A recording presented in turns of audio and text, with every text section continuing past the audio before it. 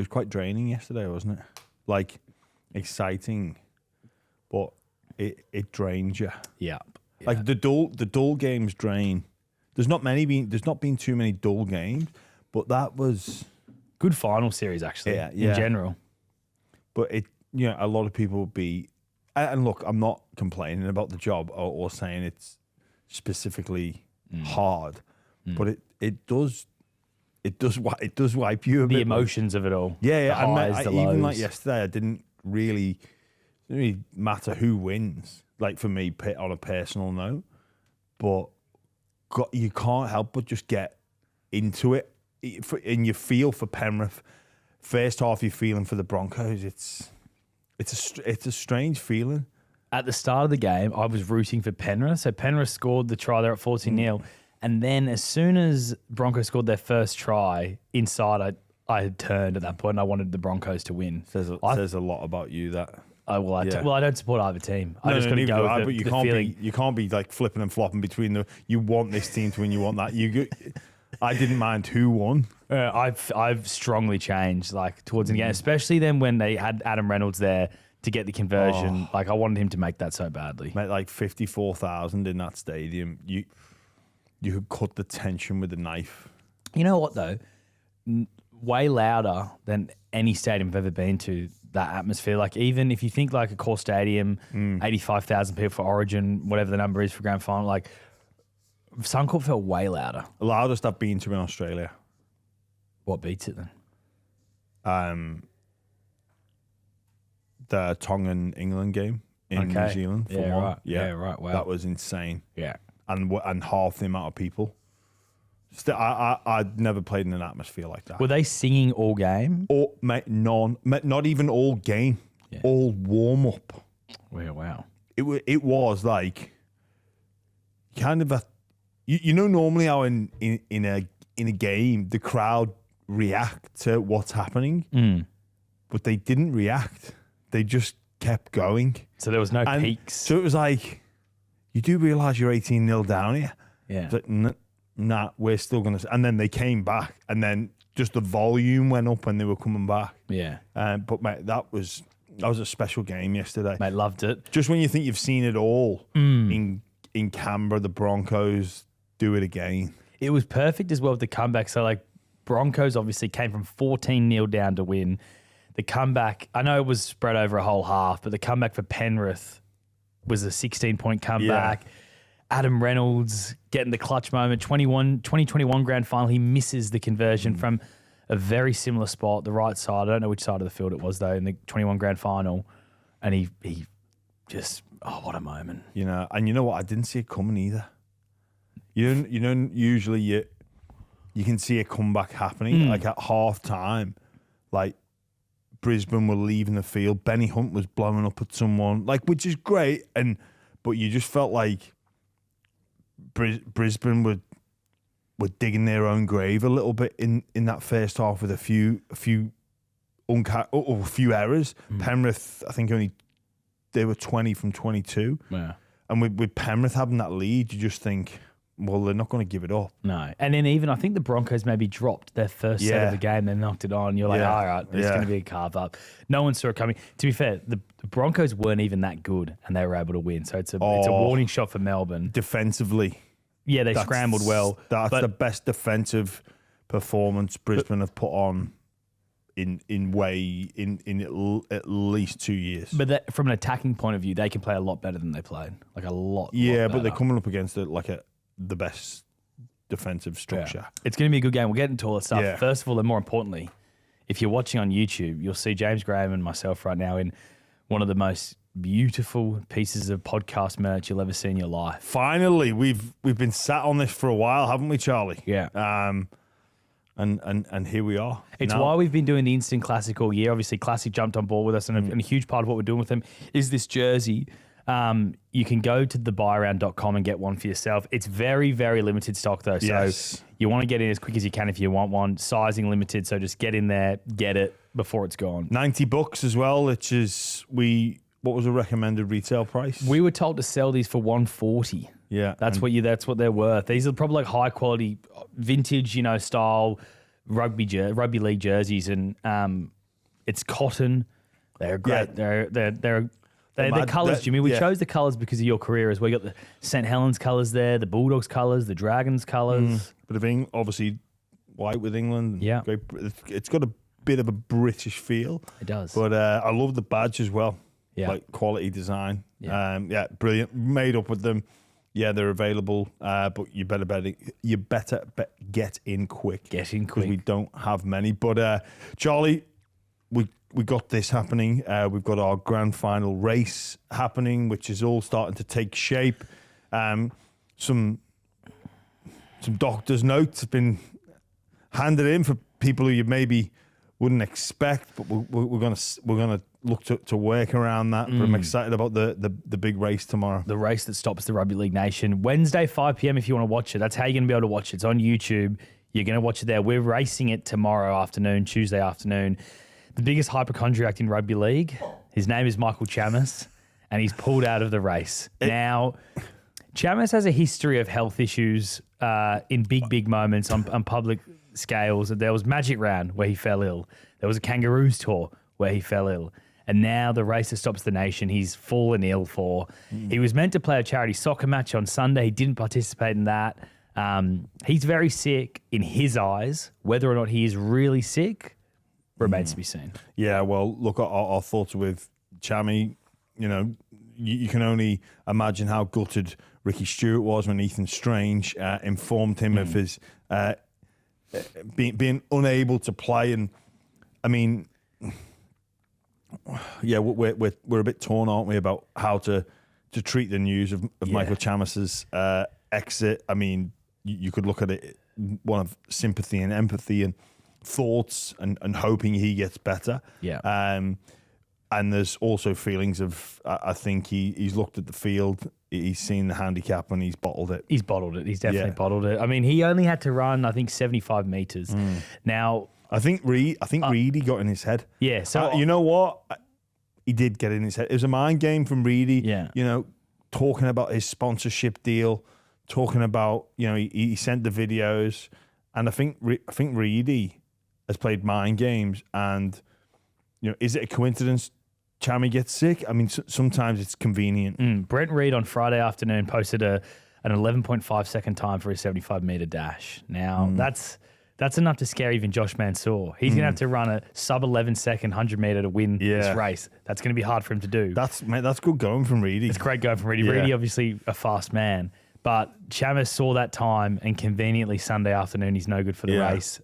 Maybe it's just that he's got that in the mind. He's the mind, and then the mind has said we need to be sick here. You know what I'm worried about with Chammy? I think he's burned himself out. He's had a great year. He's broken probably 80% of the memorable stories of the year have been broken by Michael Chammas. He's become the #1 rugby league journo in the game. So bravo to Michael Chammas. He's had a great year. However, did all that work he put in through the year, has it got to him, and he's fallen a week out?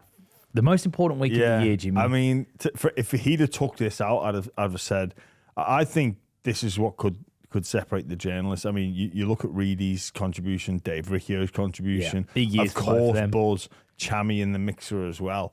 I mean, it's hard to separate, but I think this race could have separated them. Yeah. But obviously, Chammy's bottled it. Well, it just goes to show Buzz's staying power as a journo and why he's been around for 40 years. I mean, I can't imagine a grand final week where Buzz Rofford was sick. And if he was, he pulled his socks up and got on with it, old school style. Chammas doesn't have that ticker, obviously, and that's all right. But he's out. I wonder if he'll be at the grand final. Yeah, well, if he is, he's going to have questions to be asked. There's going to be questions to be asked. If he I tried to call him, by the way, for this podcast, and he didn't want a bar of it. He didn't even pick up my phone call. Rang twice and then straight to voicemail. Yeah. But that is... With the race, do we replace him? I don't know. Do you have any... Like, we've got 24 hours to replace It's him. short notice, isn't it? It's short notice. On the busiest week of the year. Yeah, it's going to be tough. I've just been speaking with James Bracey about a podcast thing during the week. Do I ask him? I'm not sure. Danica Mason, would she have a crack? We go her and Emma head to head.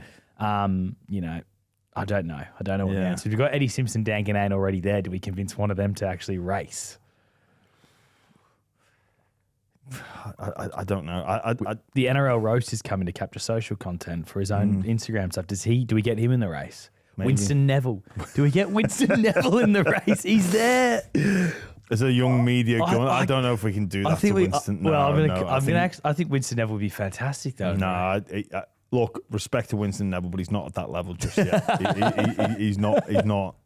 I think if Winston was to race, we're gonna get more questions from other media personalities around why they haven't been invited. I've actually had to field a few of these questions myself. I've certainly pinned the blame on you. Anyone this specific that's been asked? This is your brainchild, Charlie. Oh, look, I don't want to bring these people up on air, but there's a level of disappointment. Are they, what are they? They're journalists, ex-players? Where do they sit? A few ex-players, yeah. Is one of them Josh Reynolds? Because Josh Reynolds could be a good last-minute replacement. Yeah, he could be.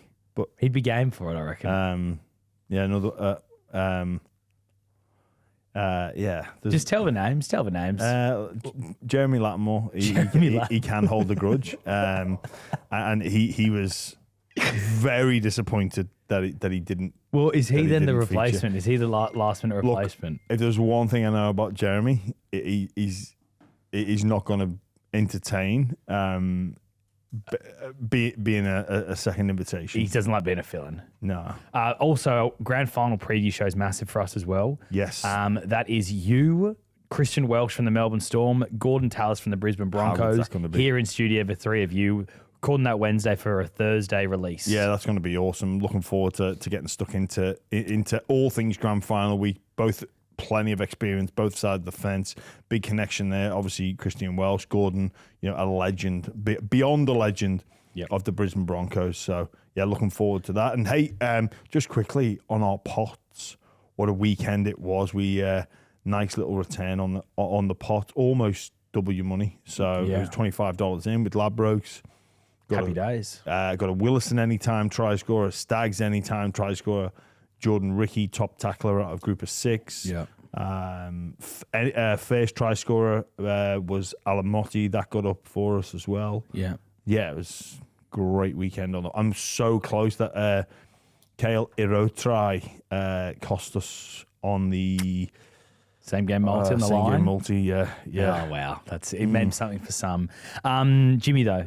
Question for you. Message of the week. We got one from Levi Parker. He started out the email by basically saying, "Hey Charlie, how do you like these apples?" And pictures of Broncos winning, and then me obviously saying that they were going to get pumped by the Panthers. But anyway, he goes, "Do you think players that miss the grand final due to injury or suspension still deserve a ring if their team wins?" Yes, absolutely. Yeah, but brilliant.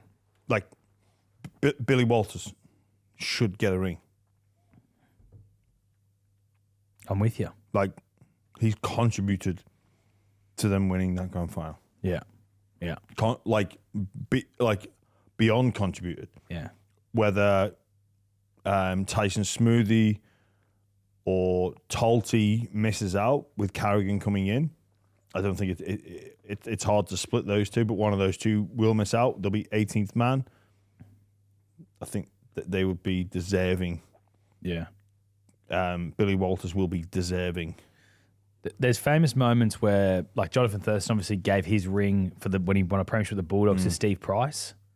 I don't understand why they don't. It almost should be anybody who's played a game during the whole regular season has contributed to this team winning a premiership, so they should get a ring. Yeah, your whole top 30. Yeah.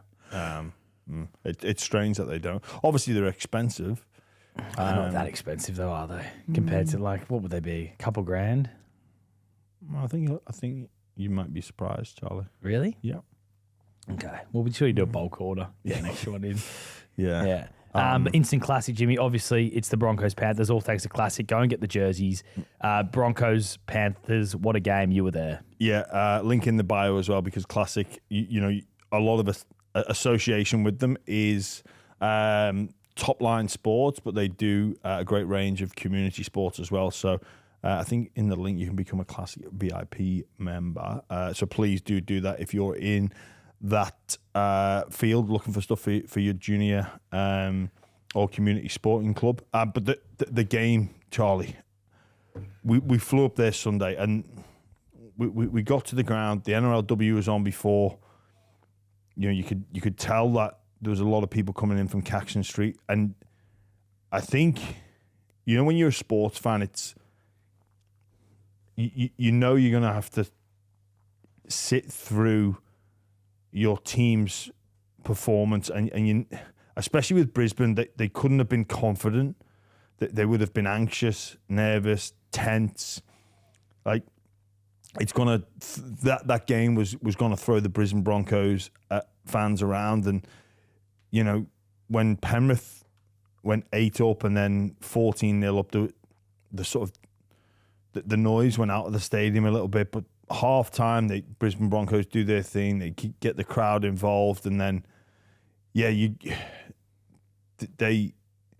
scored, and not only did they get points, but they started to get belief. And it was so important that first try from Staggs, Reynolds, like, he nearly got Walsh away with a kick through in the first half, but he just went against kicking. And I thought if he had a kicked, Walsh wins the foot race. Brilliant tactics from the Broncos, great alertness from Reynolds and Staggs. But the defense of both teams cannot be underestimated. That was a hot afternoon, perfect conditions for free-flowing attack, but the level of intensity in defense was through the roof. Like, it really was. Like, the way both teams went about their business defensively, you've got to take your hat off and applaud. Like, it was sensational. The Broncos at times, the way they started that second half, couple of mistakes, under the cosh, on their own try line, and you're kind of just waiting. You're just going, are they going to score now? And it was strange to watch Penrith because their attack. Look, a lot of people break down the game and look at different moments, but the first time in a long time I've watched Penrith play, and the pass was going slightly behind a player. And it happened on multiple occasions. Look, I've watched most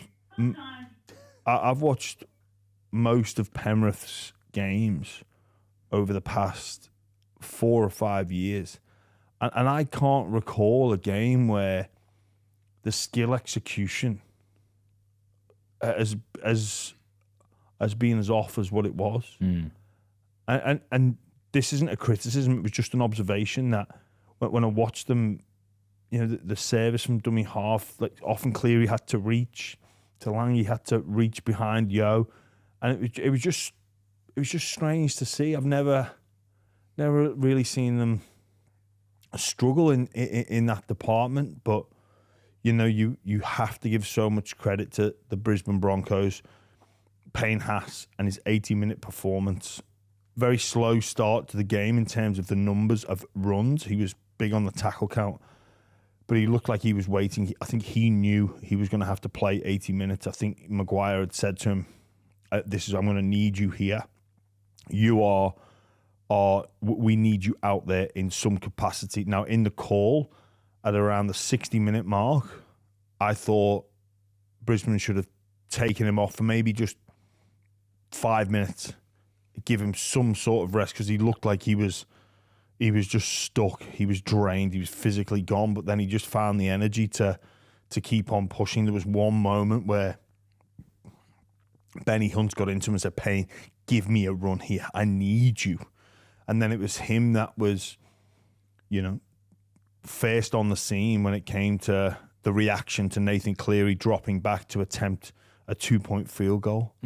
It was incredible. That's insane, mate. For 80 minutes, he's played 80 minutes in the middle, and he's the person leading the line, leading the charge to charge down Nathan Cleary.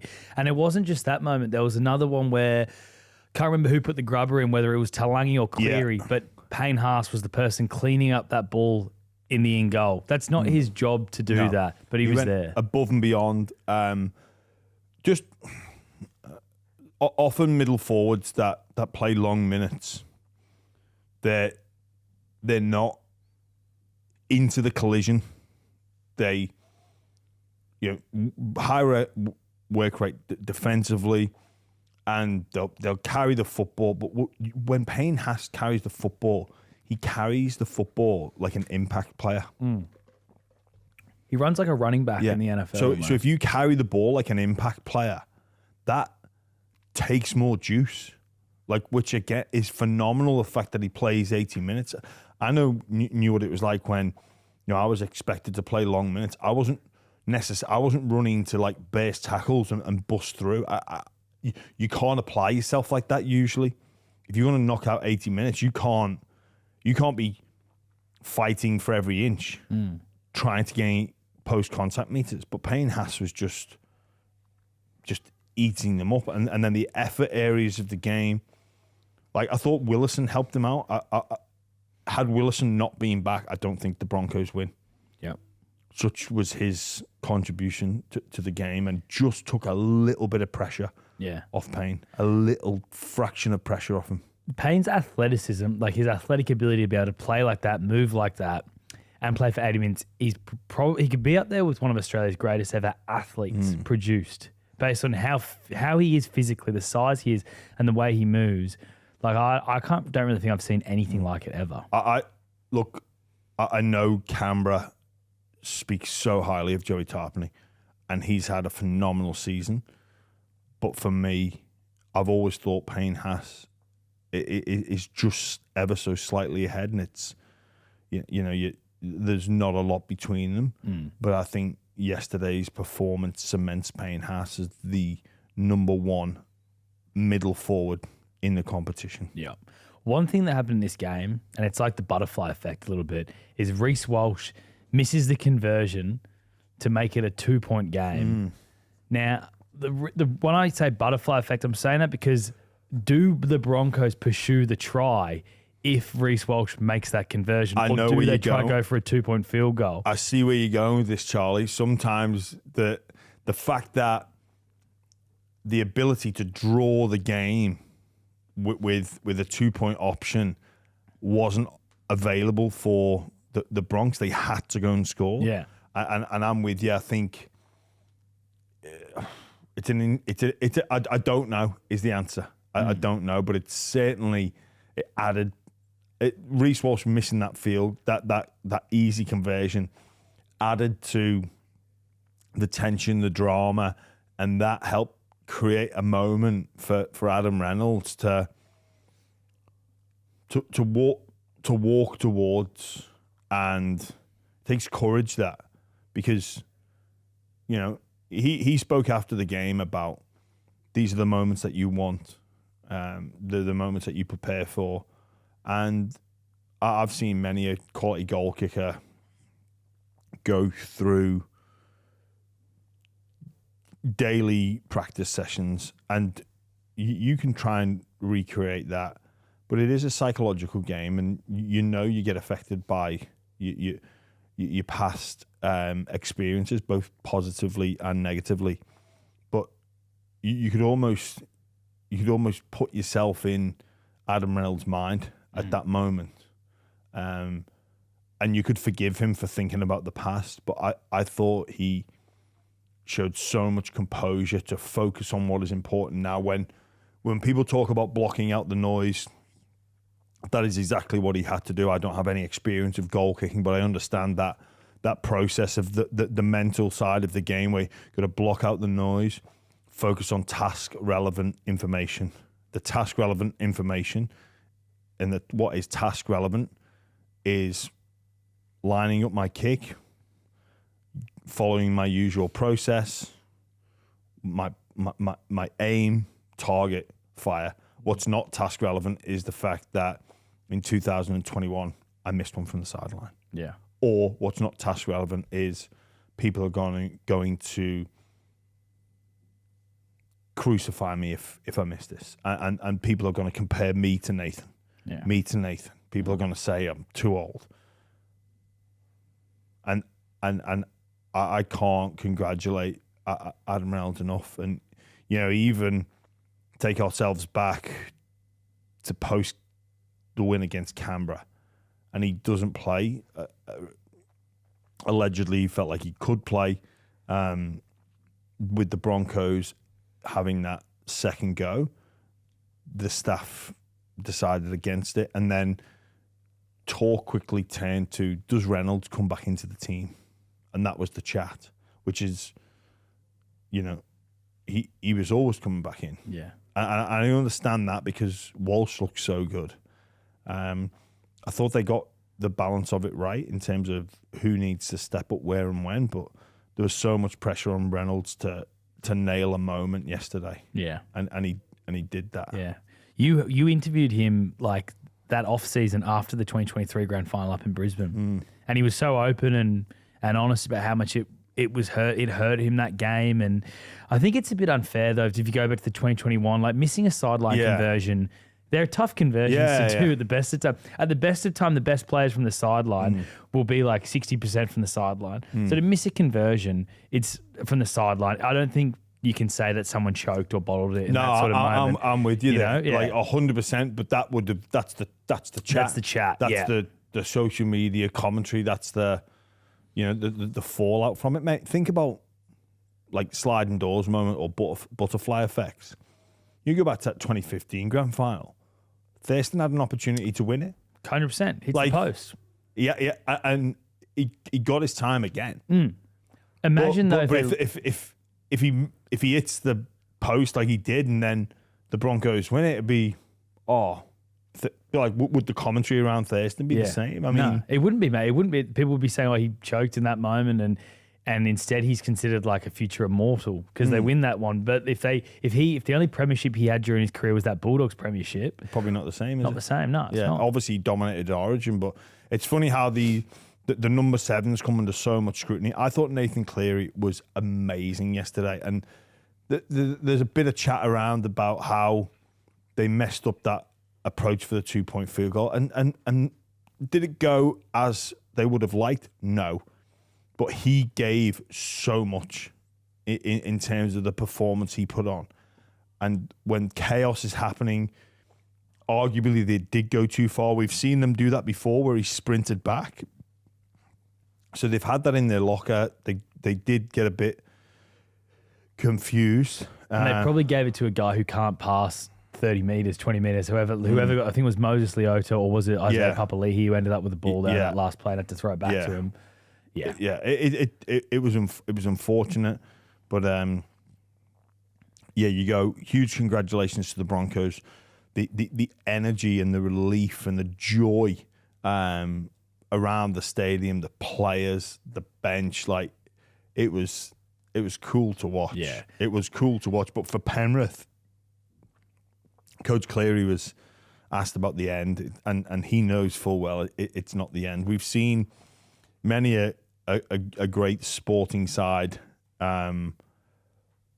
release their hands from titles and come back and go again. One of them that springs to mind is the Melbourne Storm. Like Melbourne Storm, I've been in the game, and I think I've said it before. In 2014, when the Bulldogs went down there and beat them, we thought they're done. This is the nail in the coffin, and how wrong we were. Like how wrong we were. Still going now. Yeah. And I remember my time in the NRL, constant chat. That's the end. This is the end. This year they're going to fall out the top four. I think that year was probably different because they finished sixth, and we put on a strong performance against them, and but this Penrith side, no huge absentees for next year. McLean, Talangi, huge improvement in them this season, and that will be even bigger going into next season. Talangi actually had a pretty good game. He had a couple of mistakes where he dropped the ball, but overall his running game looked dangerous. And they fixed up that defensive edge as well, didn't they? Like the Bulldogs in the second half, especially got a bit of joy down there. Obviously Galvin and Preston put on that try in the first half as well, but defensively they were on song on that edge. And I thought, when they lost Sorensen, that was the edge that was going to be under the pump. Yeah. And was it Garner that came on? And Yep, Garner came on for Sorensen. They did a fantastic job. Yeah. Would have been an interesting talking point had the Panthers made because had they made the grand final because Sorensen passed his HIA. Yeah. Even though he was a Cat 1, so that would have been So he would have been free to play, is what that means. Technically, he would have had a bit of process to go through, but there would have been a lot of chatter around that. He would have played in reality. That question of is their dynasty done?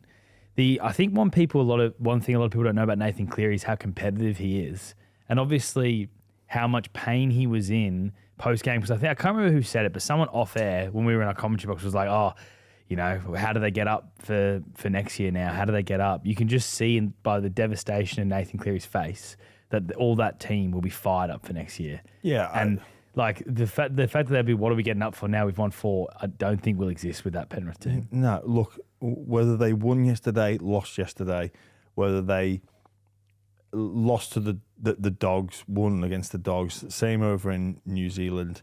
If they'd have won yesterday, lost to the Storm or won, they're going to be a force. Still relatively young as well as a team. They've got, obviously, Edwards, I think, is about 30. Isaiah Yo's around that 31 mark. Sorensen's the oldest statesman of the team, and he's 33. But Cleary's not even 30 yet. Like they're going to be contending for years and years to come. Nothing to see here. Back to the Bronx. Michael Maguire. Now, he comes in this year, and the media's against him from day one. Obviously, Kevin Walters is a very popular man up in Brisbane, and Buzz is hammering him for army camps. Like the whole year, it's been, what's Madge doing? He's training these guys too hard. A lot of criticism he's been received. But ultimately, the Broncos, all that criticism they've received was wrong because they've made this grand final now. Yeah, I tend to agree with you there, Charlie. I think with Michael Maguire, what you see is what you get. He doesn't apologise for who he is. We know about the rise and the relative fall of his tenure at South Sydney. He rode those boys with some quality players to a grand final in 2014, very close in 2013 as well, and then the juice was squeezed. Then well publicised, same tactic at Tigers. Didn't yield results, and a lot of people questioning whether that you could call it military-esque command discipline approach was a thing of the past. The fact that he took the Brisbane team on an army camp. I mean, for me, most teams would do some sort of off-site, extreme, something different. Even if just to change the environment up a little bit for any of those teams that start, which the Brisbane Broncos did. They didn't make the playoffs last year, so they would have been one of the first teams back to work. You're at the same training base doing the same things over and over and over again. Great little breakup, a bit of bonding over some mutual suffering, which most sporting teams, most sporting organisations would have as a part of their preparation for an enduring season. And it was the endurance that got the Broncos through yesterday. And look, every team trains hard. Some just go a little bit harder than others. The talk, though, that the Broncos had a bit of a soft underbelly, though, and that maybe Michael Maguire was there to harden them up. Do you reckon that's fair? And he's done that job for them? Well, look, if you look at them in 23, they should have won the competition that year. I still think 24 was a mental game as well as an injury game. I think that they suffered in 24 from shell shock. And not joking, like a bit of post-traumatic stress. Like unable to get over what happened in 23. And I totally understand that. And when I watched the Broncos last year, that's how I observed them, that something wasn't right. And I think that came down to the fact that they'd won the grand final in 23. They'd won it, and yeah, we know what happened. And then whether we agree or disagree with what happened to Kevy, maybe they looked at it and thought we just need a circuit breaker, and just something different. I you know, in times like this, even when I said the other week with the Sharks, you got to feel for Cam McInnes, not involved. Billy Walters yesterday, not involved. Cobbo, not involved. You got to feel for those guys, and you've got to feel for Coach Walters as well. That, you know, would be sat there with, you know, you imagine some feelings of that should be me.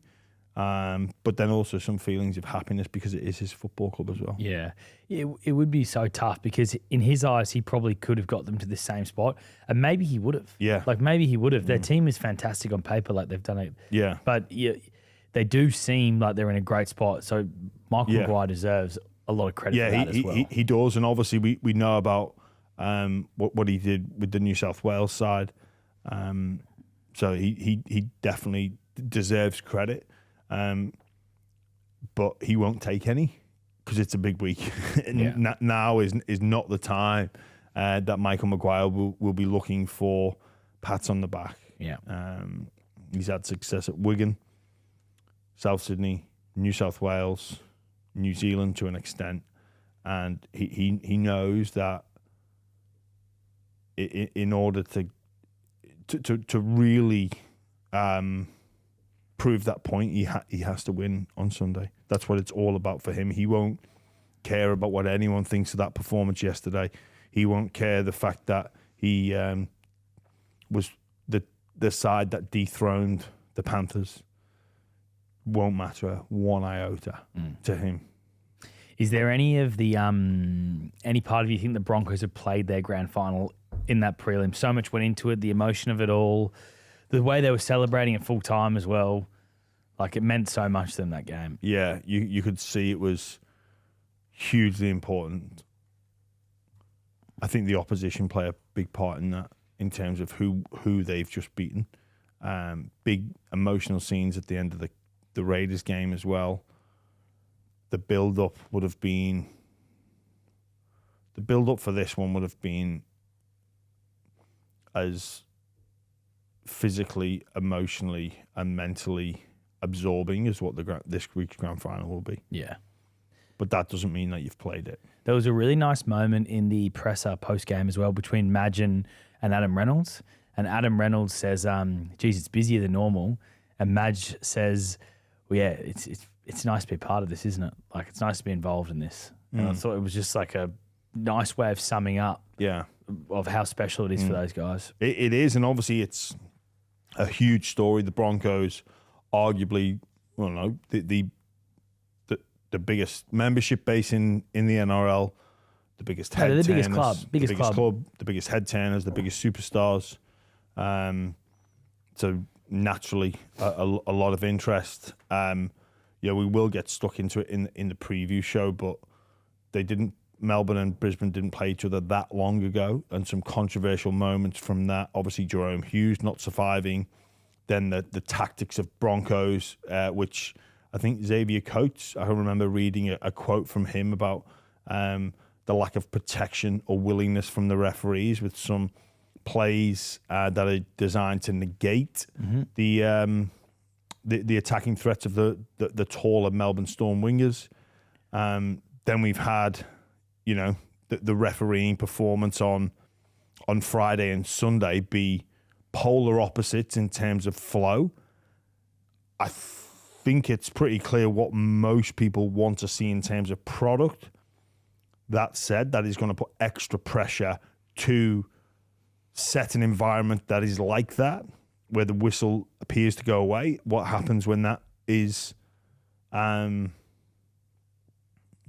rules of engagement? Coaches push the envelope. Because you can't tell me if the Melbourne Storm go out there and feel like they're going to be penalised like they did on Friday, it's not a different approach if Atkins does exactly what he did on Sunday. And I think you even saw that second half. I think Coach Bellamy and the Melbourne Storm realised there'd been a huge amount of penalties in the first half, and that couldn't continue. The talk is that Atkins has the grand final as well, which for me is like, thank goodness. Thank goodness. Ashley Klein has been rubbish, absolutely rubbish, all finals. Mate, Wade Graham summed it up perfectly. 3 strikes and you're out. You stuffed up the Hudson Young sin bin. You stuffed up the Kick-Out sin bin, and you gave away 18 penalties. Dylan Edwards.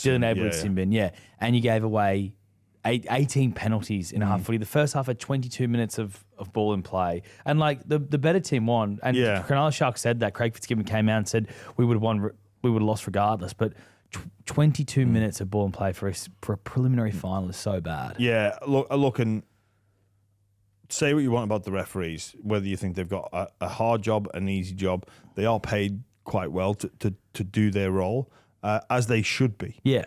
But what I really don't like is 1 week out before the end of the season and the grand final, or the NRL season, is we've got the final 4 teams, and we have the interpretation of how the rules should be adjudicated on Friday, the polar opposite to how they were adjudicated on the Sunday. Now, I know at different stages in the season, the season will start, and we'll go over this again. It will be, we're going to focus on incorrect play the balls. We're going to have a crackdown on the roll ball. Okay? For how long? There'll be teams penalised at the start of the season. It'll get to about Origin. Origin will flow, hopefully, and there's a reaction to that. And then it seems like every year we have these issues, and then all of a sudden it's like, oh yeah, what we want is a free-flowing game. Okay. And that's on the players as well, not to take the mickey, but I mean, yeah. What do you want? Yeah. Friday's game or Sunday's game? Sunday, every day of the week, everybody would take that. And Ashley Klein, he's obviously a fantastic referee, hence why he's in the position he's in. However, his form has not been great. And his decision making hasn't been no. Great. And it's not been helped by the bunker either. The incident on Friday where Trindle was shot at the line and collected Jerome Hughes. So for me, it's either play on or it's 10 in the bin and a penalty. What it's not is a penalty.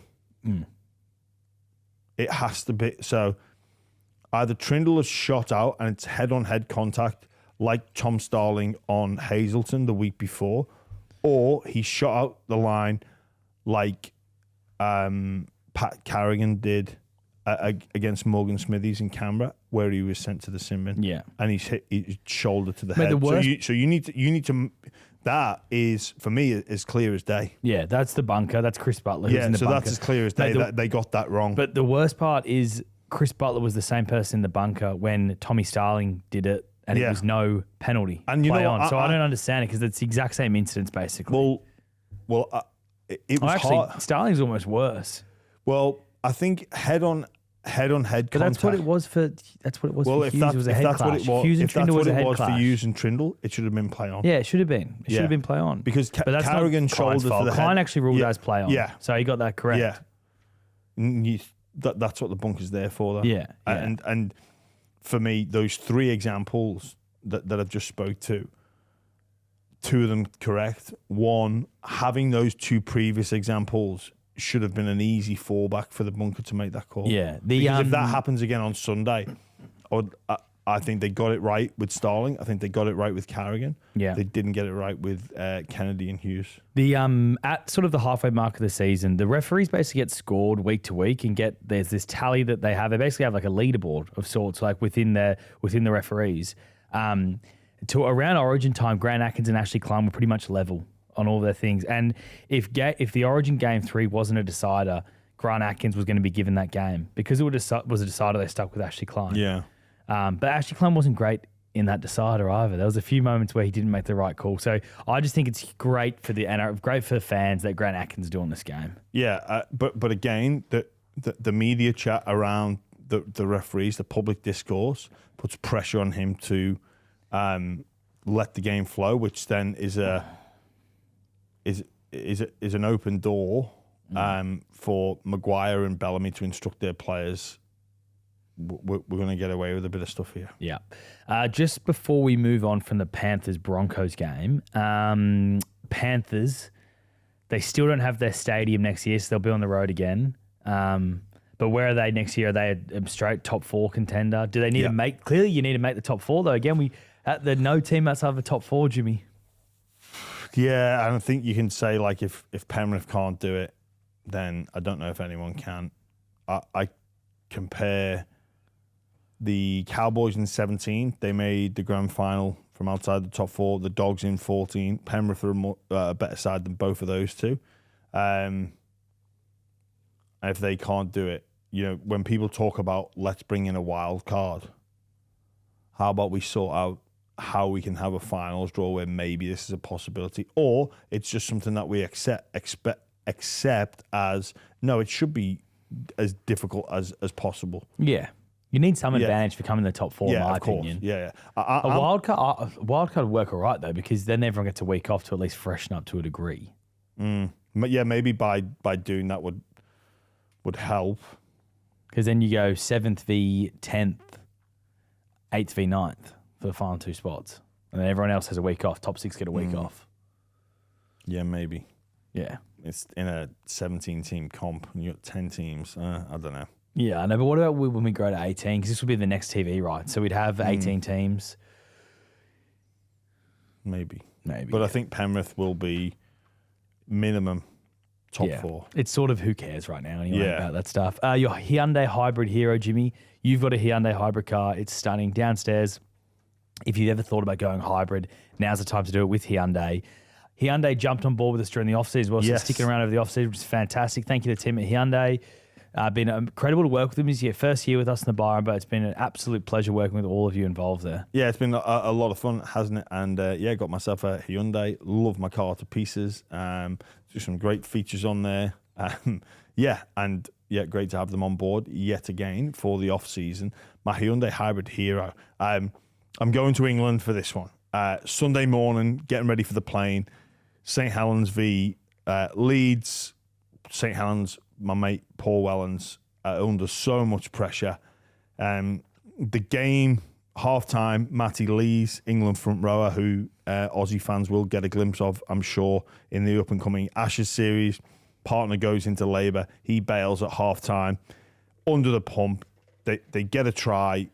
The clock is ticking down. They're down by 2 points from memory. I think it's, or whatever it is. The St Helens are down by 2. They get a penalty. They kick. The hooter goes. So they've got one last play, and then I think there's like 16 passes involved. They go right, left, right, jink.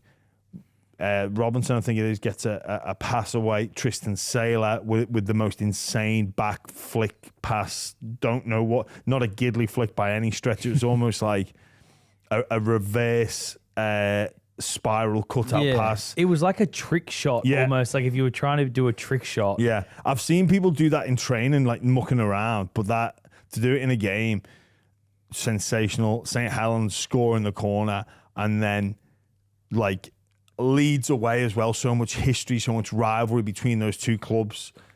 Leeds beat Saints in 3 or 4 grand finals during my tenure there. Not a lot of love between the two sides, and then St Helens scored at the end. And look, I've been involved in some last minute wins for St Helens, and the saying is never write off the Saints. You never write them off.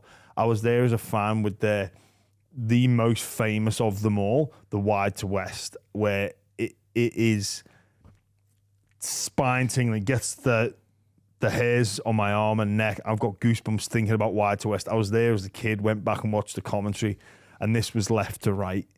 Right, who's been at the club for, that's his second game, scores, and then me mate Paul Wellens running on the field, like losing control. They've got to come back down to earth and go to Hull KR to make the grand final. But I was watching it downstairs with the fan. I had to go and I was like crying for me mate, like Brilliant. Seeing him like I just overcome with emotion, like seeing your friends after. he's been, heavily criticised, and he just that team, that club, that they do not know when they're beaten, and it's no coincidence that Saints have these on the hooter wins. It was not, I guess, the 2020 grand final during COVID when Jack Wellesby's chased that field goal down. My final game, that was a draw at the time. We thought the field goal was going to go over, and that is insane. But to be losing and then win after the buzzer in the fashion that they did, it was the craziest scenes, bananas scenes. Paul Wellens, he's played 500 games or something, hasn't he, for St Helens? Yeah, one club legend. One grew up in the town. I've never met a more committed person to a football club than him. Wow. I mean that. I've never met a more committed person to a football club. He used to do everything. So when St Helens would get Aussie players coming over or Kiwi players, he'd go and pick them up from the airport. Seriously? He'd be like, I'm going to pick them up. I'm going to bring, show them around town. Wow. Yeah. Wow. Or off his own back, always doing promos. Love the club, loves the town. Took a risk in terms of taking over from coaching. He came out here, got that World Cup challenge win against the Penrith Panthers. He's faced difficult circumstances with a bit of a changing of the guard there. So he'd go from Christian Wolf? Yes. Yeah, right. Yeah, but I was delighted for him and everybody at the club. It was unreal. Even there's a video of Paul Wellens celebrating, just losing it and just getting after it. He's a big Man City fan as well, so he he's not perfect, but then there's was he a Man City fan before? Oh yeah, he was before all the nonsense of the nonsense, before all of the foreign investment. He was there when they were in Division, when they were when they were in Division 2. He was there, so yeah, you got to. But when he goes off, it's brilliant seeing that scene. But then, what sport means to fans, there's a video that St Helens posted of a fan has gone off screaming. I've seen it. And then next minute, it's the Ring doorbell. It's the police, and he, we've had a noise complaint. It's oh, Saints just won in the last minute. Yeah. Oh, I can't believe that! You fucking beauty! Dylan! For fuck's sake! We've got neighbours. I don't give a fuck! Oh my god! Thank you!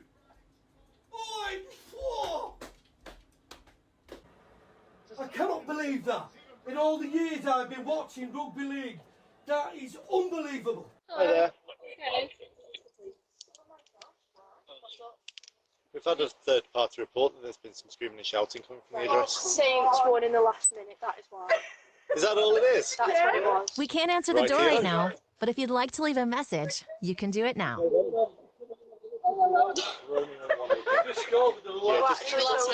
That's okay. It's funny, the male police officer just goes, all right, sweet, turns around, Yeah. stays, and then the female police officer sort of stands there like, are we believing this story? Yeah.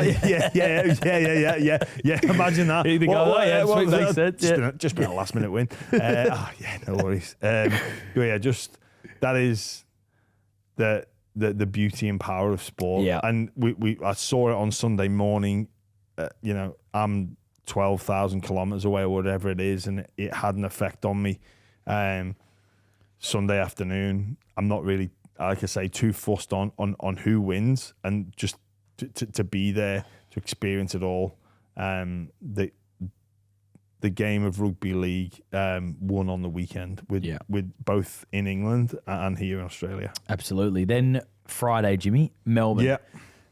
They were just too strong for the Sharks, really. I mean, 22-14, Sharks scrambled really well, kept the game tight, but it just felt like Melbourne maybe had too much firepower. Yeah.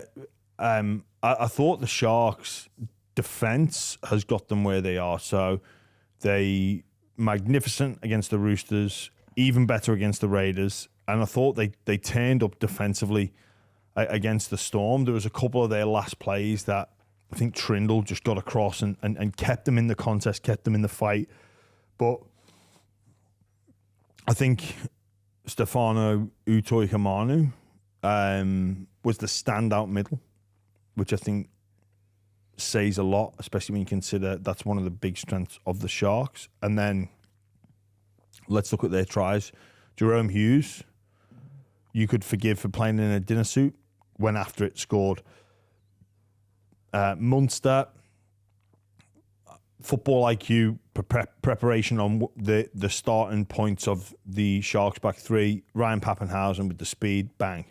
Then you've got Harry Grant run on last, gets Coates over in the corner.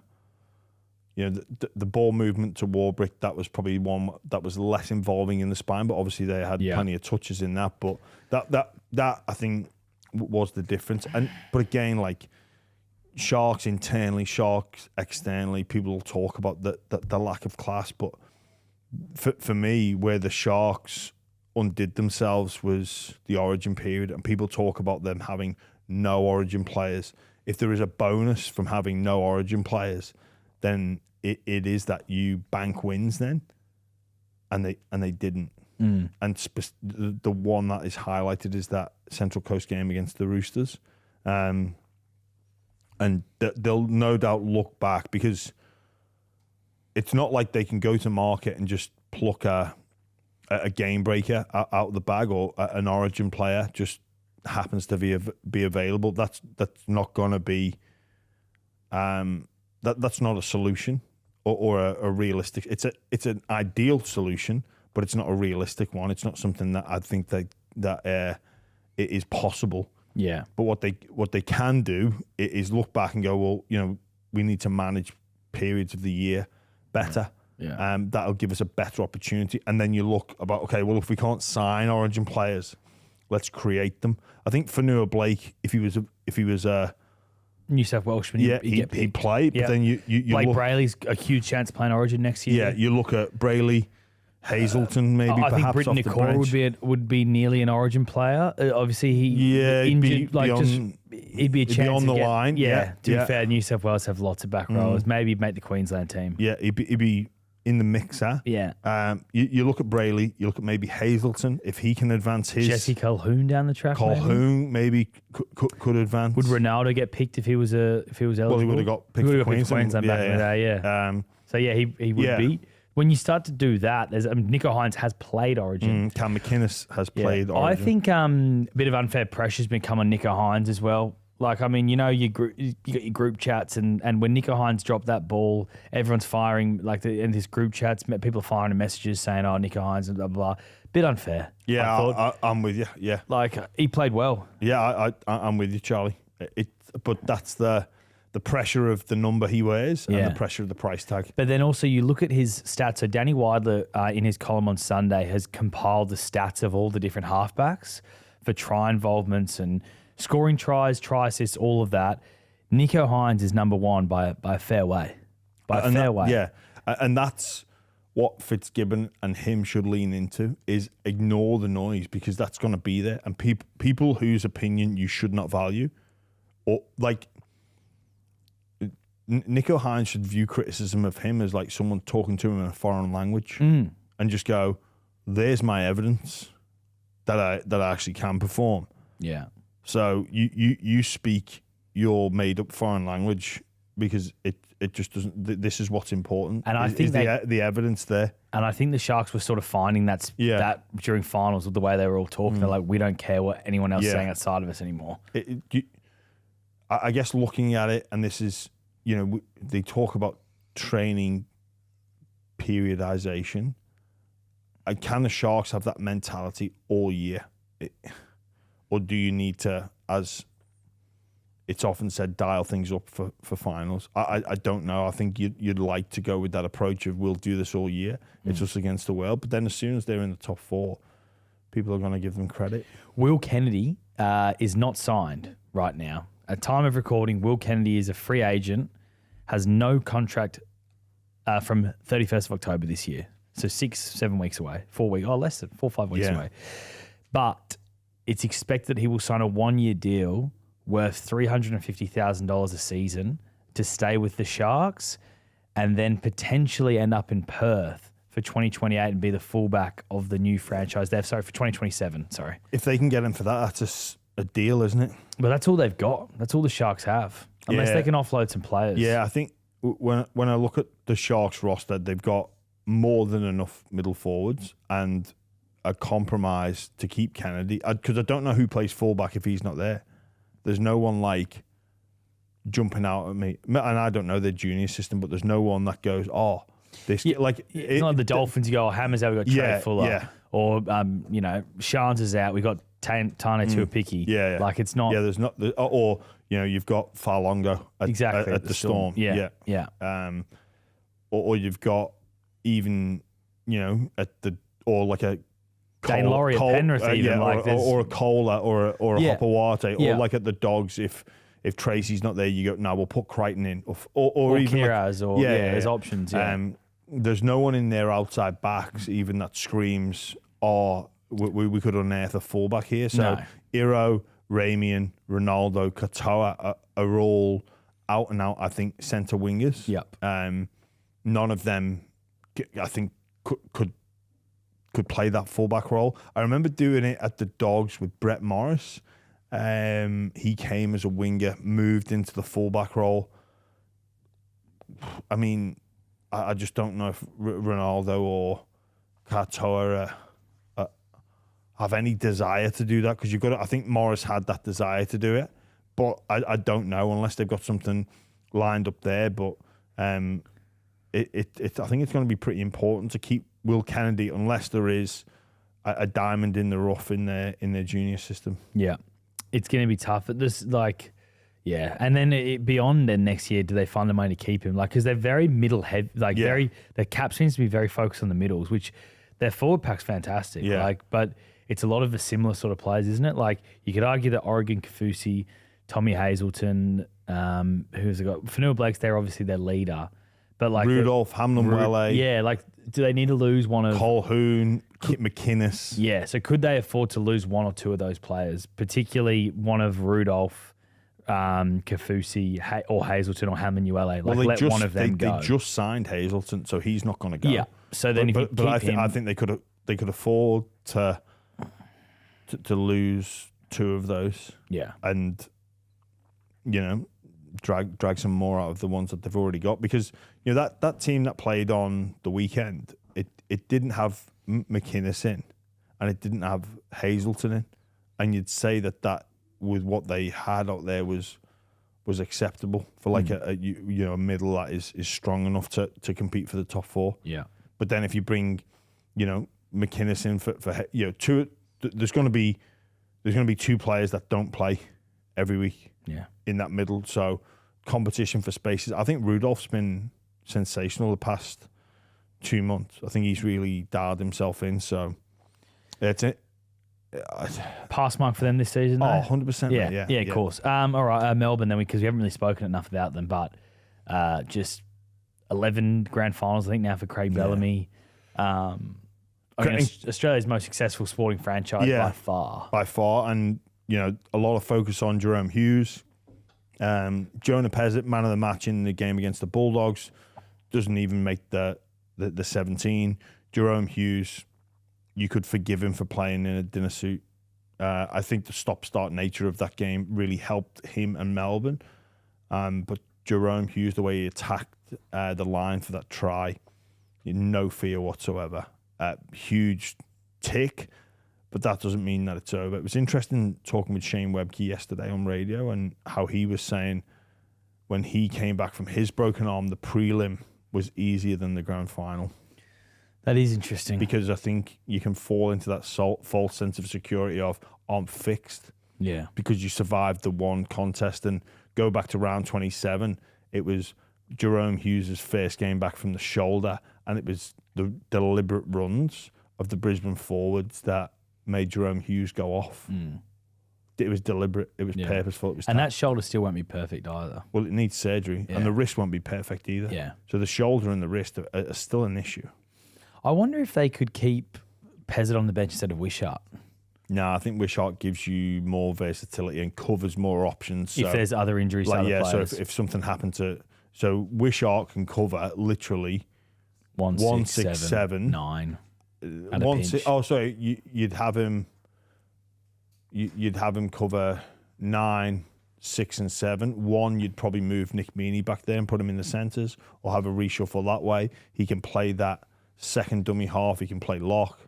Like, he's the ultimate utility. He's a bit of, like, him and Connor Watson would be neck and neck for best. Oh, probably Connor would be slightly ahead, I'd say, yeah. A few people are saying that the Storm have had a soft run to get to the grand final. They beat the Dogs, a wounded dog side, and they beat a Shark side, which most people didn't see as a true contender, whereas Broncos have gone on the road to Canberra and had that incredible win against Canberra and then beaten the greatest team in the NRL era in the Penrith Panthers to get there. Well, look, there's nothing the Storm can do about who they've played, and they would be unapologetic. I think you could make the observation of the two teams in the grand final, who's had the more intense final series, who's had the higher levels of desperation. It's Brisbane. Yeah, like that is not up for debate. We can all, anyone who knows anything about NRL, or even if you're new to the NRL, you'd observe the final series and go, oh, Brisbane have really had to go and earn it. They've had, 2 like full on physical, emotional, and mental battle, like everything on the line. And Melbourne Storm, I thought the game against the Dogs, they had to really had to fight to win, and it was never too comfortable. We know about the ball in play issue against the Sharks, so people making those observations are right. But what does that mean for Sunday afternoon? Does it mean the Broncos are battle hardened? Hey lads, we've been here before. People will start to talk about the 2 extra days rest. I really don't think that matters too much. Or is it the Melbourne Storm that you could perceive are fresher because they've not had to exert themselves as much as what the Broncos have? Yeah. I can't wait for Sunday. Well, you're going to have to, Charlie. I know, but I'm more excited for tomorrow. I've got the goosebumps. Yes. I've hit me, the butterflies in the belly for the race that stops the Rugby League Nation on Tuesday. I can't wait. Yeah, looking forward to it. I'm still in a bit of disbelief about the handicap situation. Maybe I should run for Chammy. I should run for Chammy. Yeah, but you just want to do it to win, and I really don't want you to win. No, I'm actually slow as. Speed is not a strong suit for me. I'm like a slow sloth. Slow sloth. As opposed to I'm a long quick sloth. distance sort of cross country. Give me 10Ks. Man, that's what I've been saying wear you down. all the time when it comes to my handicap. Like, Yeah. I'm a speed endurance. How fast do you reckon you run 80 metres, time-wise? Oh, I have no Because idea. I'll tell you something. So Chamis rang me, and we had them. I think we had them at 70 meters. Reedy and Chamis like, mate, I've just run 10 seconds, 70 meters, and I'm like, oh, okay, well, we got to adjust we're gonna have to adjust the handicaps then. He would have brained it in. It's kind of lucky that Chamis has 10. Yeah, but what's he doing? The old stop clock on his phone. Yeah, mate. That's on his phone. That is so unreliable. It is not. Even Would you reckon funny. you can run 80 meters in 11.5 seconds? No. Okay, well then you're screwed. Yeah, exactly. Well, this is this what I'm talking about. I definitely can't run. Well, because Chamis is out, do you want to be on the same line as Brent Reed? Just know that means your athletic prowess is the same as Brent Reed. No, you're not going to start sinking to that depth. All right. Well, then you're going to be at the 80 meter mark because Reedy's got to go 75, mate. Reedy's running 11. Reedy's 75. Yeah. Oh, right. Okay, yeah. Reedy's got to go 75. He's run 11.5. I don't think Sauce can run 11.5 seconds. I reckon Sauce will be close to 11 seconds. Like, people need to understand Josh Mansour is still an insane Nick. Like, he can probably still play. You know what people don't realize? So, if you look at, like, the 100-meter, like, Olympics and the final, have you ever seen, like, the photos of where Bolt is, where the rest of the field, that all run under 10? Yeah, I know. Right? I know. It's a big gap. And have you ever seen it where different record holders throughout history would be against Bolt? Yeah. Like, there's so many athletes that have under 10 seconds. Yeah. And they're nowhere near Bolt. They're like 4 or 5 meters behind. So every like 10th of a second, it sounds like nothing when people go, oh, it's only like, what's it? When people go, oh, What are you? 11.5 or 12.5? That's like 10 meters. Yeah, I know. True. That's true. Over 100. Yeah, that's a good Over point. 100. Yeah. Well, what do you? I reckon Sauce can go 11 seconds. The question is, can Buzz Rothfield cover 30 meters in 11 seconds? I don't know if Is Sauce can go Mate, 11. he's rapid. 11 He's still, seconds. yeah, he's still pretty rapid.